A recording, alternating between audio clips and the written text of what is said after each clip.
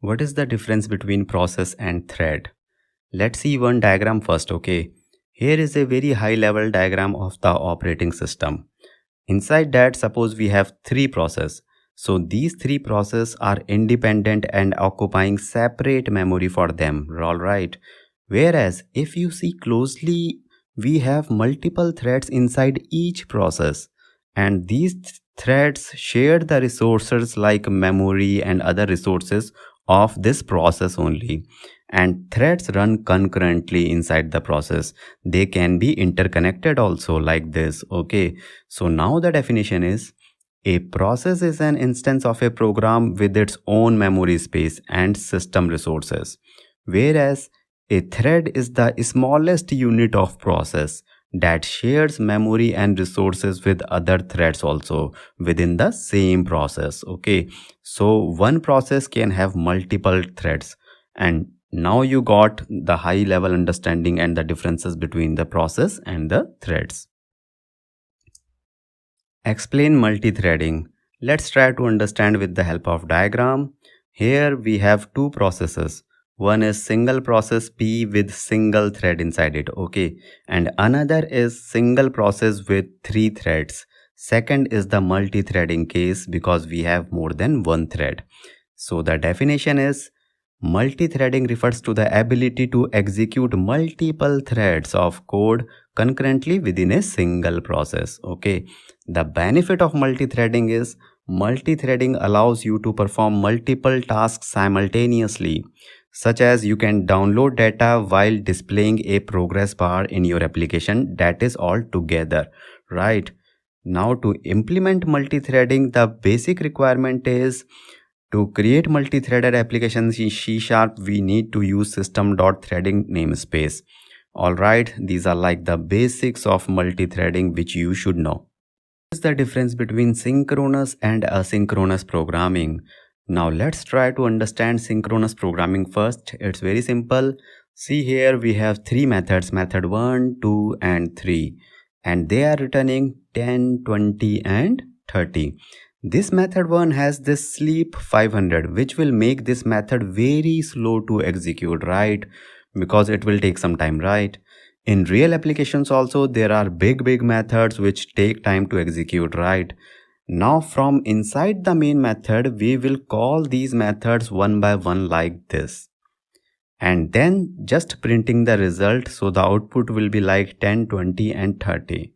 Now this is synchronous programming. One by one methods will execute, right? Methods are called. So in synchronous programming, code is executed in a sequential manner. The problem with this is, as this first method is executed slowly, so the other methods which are not even related to it, they still have to wait for the first method to finish, which is like not a performance friendly thing, right? It will take time, right? So in synchronous programming, only single thread is available and it will execute step by step, which is therefore slow in execution.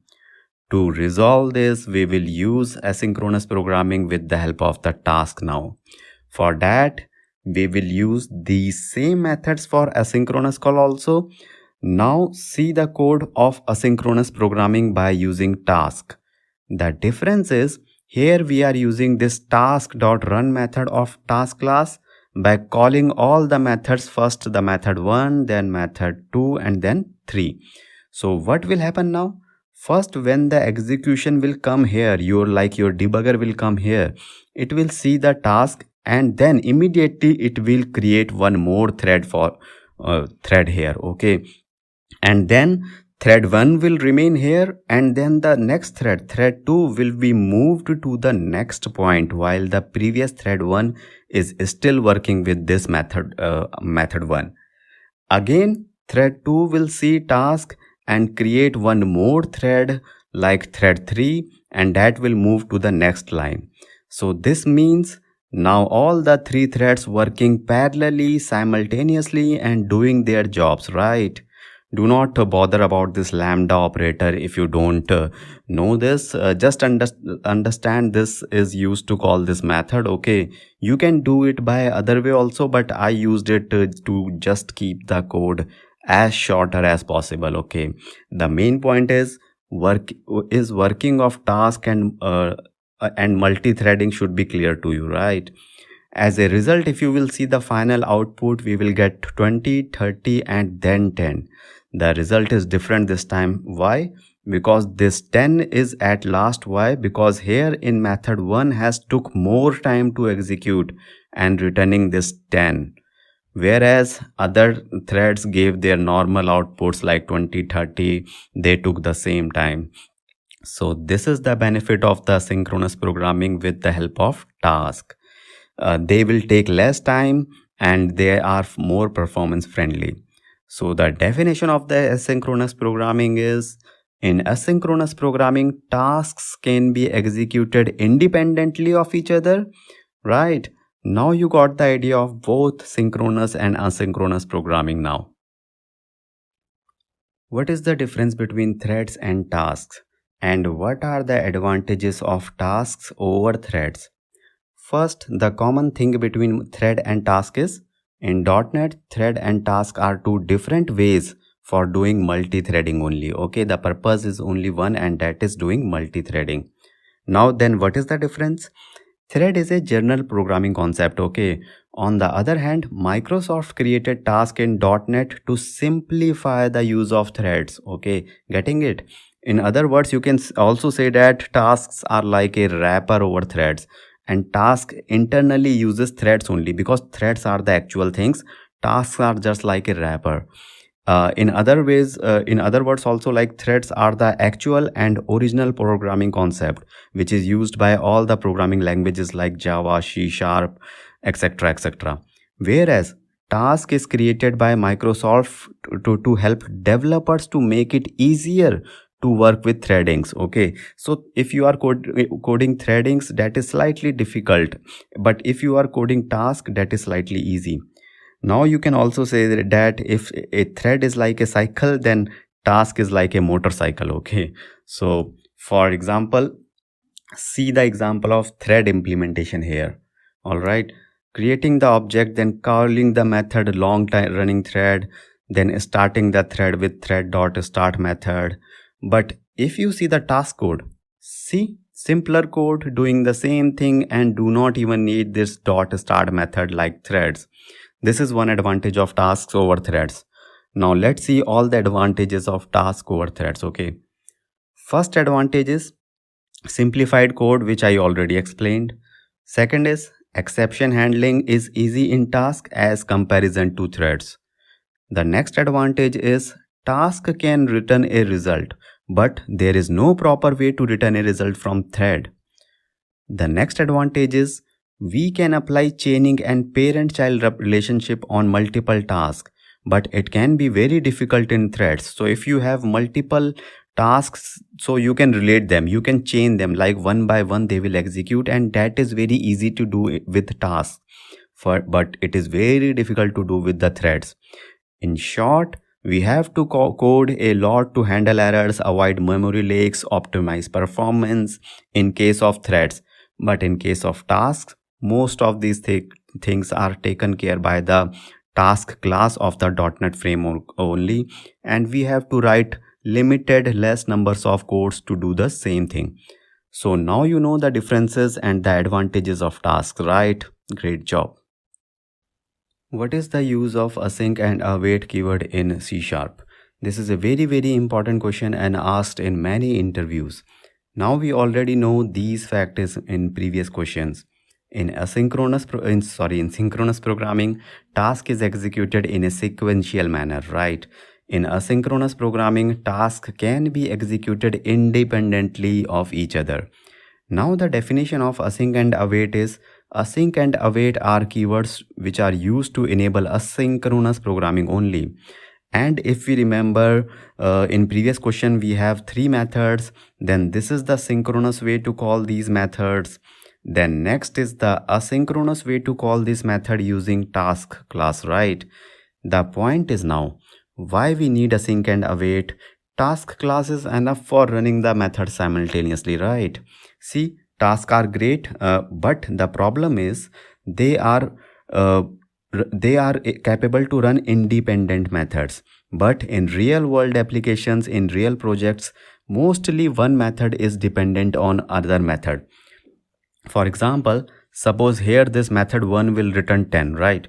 And then the 10 will be passed as the input I of method 2 method as the parameter.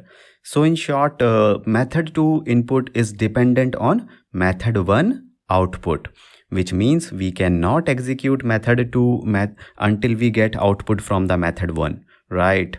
So how to achieve this? Because tasks are good for independent methods, but these are slightly dependent methods. For that, we have to use async and await to do asynchronous programming. Now let me show you the code. First, here is the main method. Okay, here since method 1 and 2 are dependent on each other, we put them inside the single method 1_2 method like this. Okay, but method 3 is still independent, so we called it separately. It's like the same earlier like.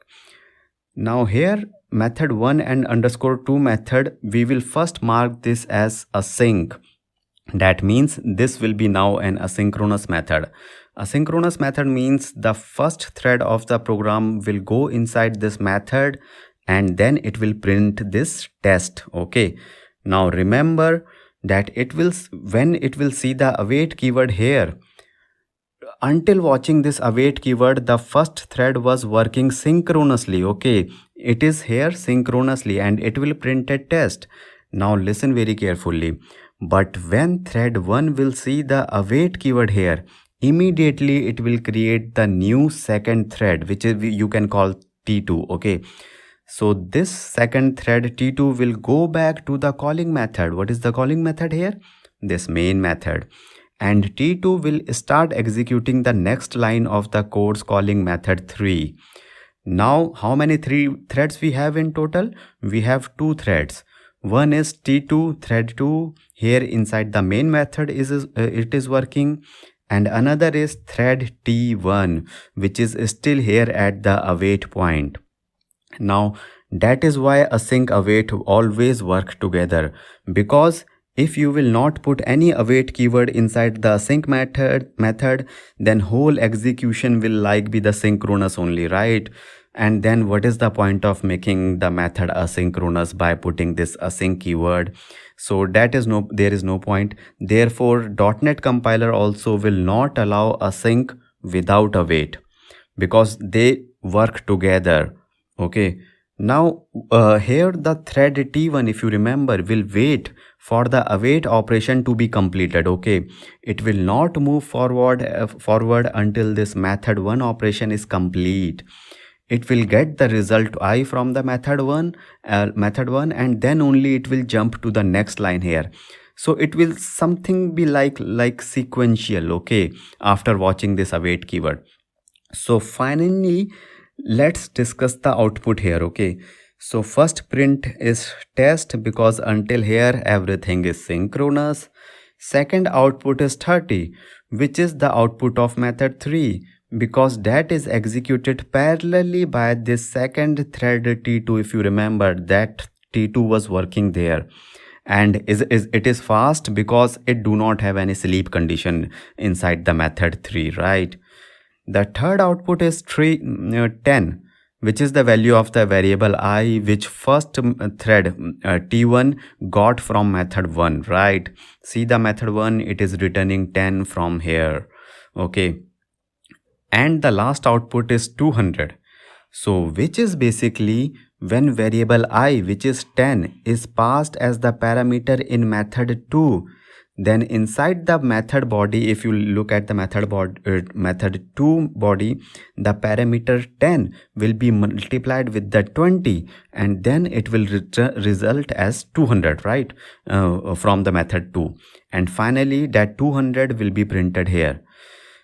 Got it, I think so. Finally, the definition of the async and await keywords. If you will see, the async keyword is used to mark as the method as an asynchronous method. Okay, and the await keyword is used to pause the execution. Remember, it paused the execution of an asynchronous method until the specified operation complete.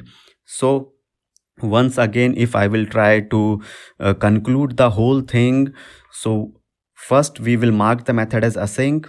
Now the first, it will the things will be happen in synchronous way, and when it will see the await keyword, the new thread, the second thread will be created, and then your method will be like asynchronous, like because two threads are working.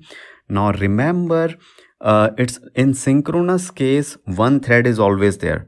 So see, we have that is not multi-threading, because one process will have one thread, and that is sequential, that is synchronous. But if more than one threads are there, that is asynchronous, that is multi-threading, right? Great. All right. Now I think it's clear to you what is asynchronous programming, what is async and await, what is multi-threading, why, what is task, what are so. If possible, you can try to code the same, and then you will know the differences in a much better way.